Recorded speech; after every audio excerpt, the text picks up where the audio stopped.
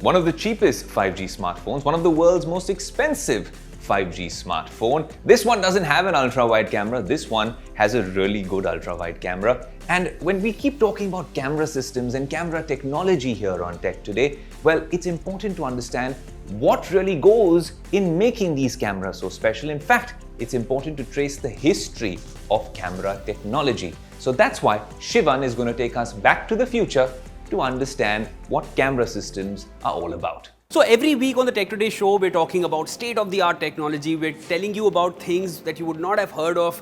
We're telling you about things and technology which is to come in the future. But today we're going to talk about technology which has been around in the past, as far back as the 1800s. I'm specifically talking about camera technology.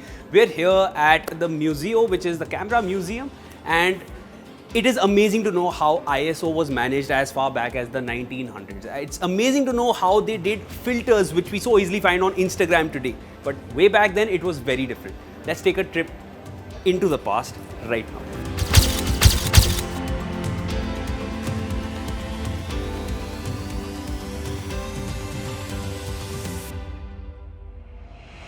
So, in today's day and age, if you need to take aerial images, what do? You use a drone.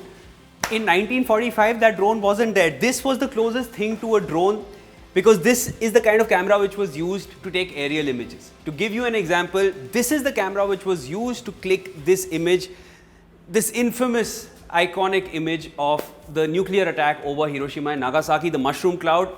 This is the camera which was used. Now let's take a closer look at what that camera was like. A, it came in a huge box. B, it was really heavy.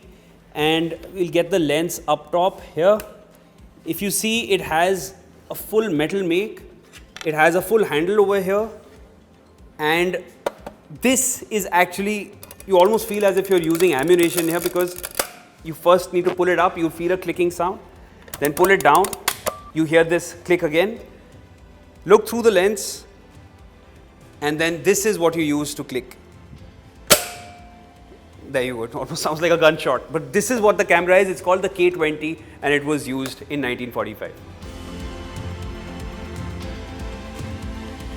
So you go to your phone's camera app, choose portrait and click and voila, apply a filter and post it on Instagram. It is that simple and we're all very fond of portrait photographs. But way back in the 1900s, this is almost 120 years ago, if you needed a portrait photograph, you needed to use a different bit of equipment. This is the Century Universal Studio Outfit camera. It's about 50 kgs in weight. It's about 5 feet in height and the film it used to take prints were actually glass plates. You had the option of two sizes. One is an 8x10, which you can see here, and then there is a 5x7 inches plate as well. And you had just a few minutes to print out the image from the glass plate, probably about 10 to 15 minutes. And after that, it's gone. It costed about $74 in 1905. Now next, let's talk about lenses. Today, this is what a lens would look like. You can zoom in, you can zoom out too, and the range can be altered.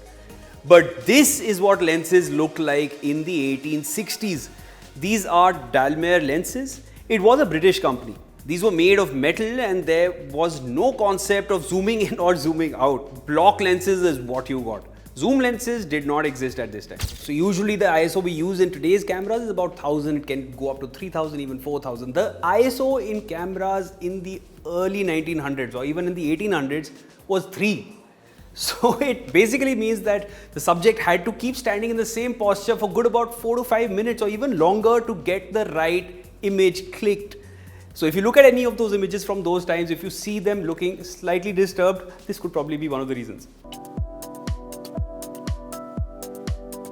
So today we hardly post a photograph without using filters or Photoshop. But back in the day when these filters or Photoshop was not around, there was a different way of doing things and retouching was still very much a thing. It needed a whole retouching desk. The touch-ups to any image were added after the initial click was complete directly on the negative of the photograph. There was scraping of the film with knives and then drawing or painting on top of it on the negative. It could also be used to selectively lighten a photograph by painting the relevant portion on the negative with a red pigment.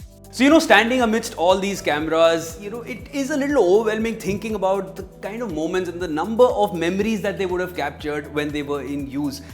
we are in times which, in which all of us are using Instagram. It's so easy to click, it's so easy to add a filter and just post it and the story is gone in 24 hours. But these cameras, clicking physical photographs which are there in print, they just have a different feel altogether. That's something which can never compete, no matter how much we progress in technology.